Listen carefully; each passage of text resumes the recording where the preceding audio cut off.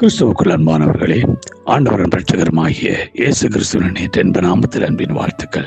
தொடர்ச்சியாக உயிர்த்தெழுதல் எங்களுடைய வாழ்க்கையிலே என்ன செய்கிறது, உயிர்த்தெழுதலின் நன்மை எங்களுடைய வாழ்க்கையில் எப்படிப்பட்ட பயனை கொடுக்கிறது என்பதை குறித்து நாங்கள் தியானித்து வருகிறோம். நேற்றைய தினத்தை நாம் பார்த்தோம், நாம் உயிர்த்த இயேசுவை மரித்தோரிடத்தில் தேடக்கூடாது, உயிர்த்த இயேசுவை உயிருள்ளவர்களிடத்திலே தேட வேண்டும் என்பதை குறித்து பார்த்து இன்றால் பார்க்க போற காரியம், உயிர்த்தெழுதலின் சாயலில் நாம் இணைக்கப்பட வேண்டும்.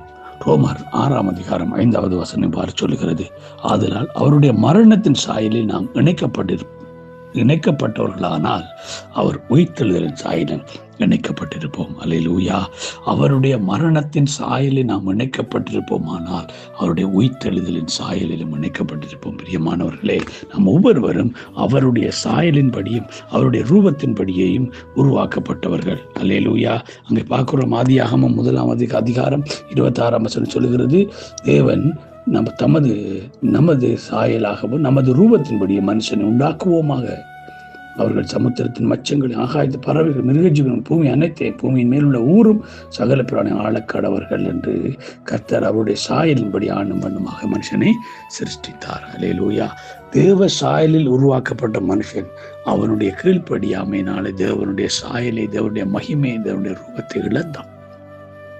மீண்டும் அந்த தேவ சாயலில் நாம் இணைக்கப்பட வேண்டும் என்பதற்காகவே ஆண்டவராய் இயேசு கிறிஸ்து நமக்காக தம்முடைய ஜீவனை கொடுத்தார். அல்லேலூயா.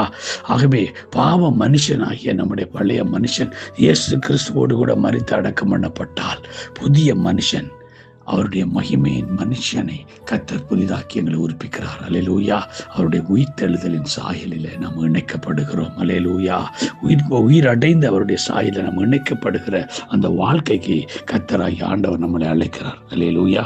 ஆகவே தான் கொலோசியர் எழுதின ரோமர் 8 இன்னும் ஒரு காரியத்தை ஆண்டவர் நமக்கு கற்றுக் கொடுக்கிறார். ரோமர் 8 நம்ம பார்ப்போமா இருந்தா 8:5 அங்கே சொல்லப்படுகிற காரியத்தை நாங்கள் பார்ப்போம். ரோமர் 8:5 அன்றியும் மாம்சத்தின்படி நடக்கிறவர்கள் மாம்சத்துக்கு ஏற்றவைகளை சிந்திக்கிறார்கள், ஆவியின்படி நடக்கிற ஆவிக்குரியோடு சிந்திக்கிறார்கள். மாம்ச சிந்தை மரணம், ஆவியின் சிந்தவோ ஜீவனும் சமாதானம். நம்ம ஆவிக்குரியவர்கள், கிறிஸ்துவோடு கூட உயிர்ப்பிக்கப்பட்டவர்கள், நம்முடைய சிந்தனை எல்லாமே வேறுபட்டதா. நாம் மாம்சத்துக்குரியவளை சிந்திக்காமல் ஆவிக்கேற்றவைகளை சிந்திக்க வேண்டும். கொலோசியர் 3:10 எப்படி சொல்லுகிறார், தன்னை சிருஷ்டித்தவருடைய சாயலுக்கொப்பாய் பூர்ண அறிவடையும் படிக்க புதிதாக்கப்பட்ட புதிய மனுஷனை தரித்து கொண்டிருக்கிறீர்களே. ஆமேன். நாம் புதிதாக்கப்பட்ட புதிய மனுஷனை தரித்து கொண்டிருக்கிறோம். புதிய மனுஷனை தரித்து கொண்டிருக்கிறோம். பிரியமானவர்களே, நம்மளை சிருஷ்டித்தவருடைய சாயலுக்கொப்பாய், நம்மளை சிருஷ்டித்தவருடைய சாயலுக்கொப்பாய் கர்த்தர் புதிய மனுஷனை கொடுத்திருக்கிறார். அல்லேலூயா. அப்ப புதிய மனுஷனை தரித்திருக்கிறாங்க. உயிர்த்தெழுதலின் சாயலிலே இணைக்கப்பட்டு அந்த புதிய மனுஷனை தரித்து கொண்டிருக்கிறாங்க. அந்த உயிர்த்தெழுதலின் சாயலை நம்மளை வெளிப்படும். ஒரு பிள்ளை பிறந்தால் நம்ம பார்ப்போம் இல்லையா, தகப்பனுடைய சாயலா, தாயினுடைய சாயலா, அல்லது வேறு யாருடைய சாயல் காணப்பட்டா நம்ம வேறு விதமா கதைப்போம். ஆனால் தகப்பன் தாயுடைய சாயல் வரும் பொழுது அதை நீங்க சொல்லும் பொழுது தகப்பனுக்கும் தாய்க்கும் மிகுந்த சந்தோஷம்.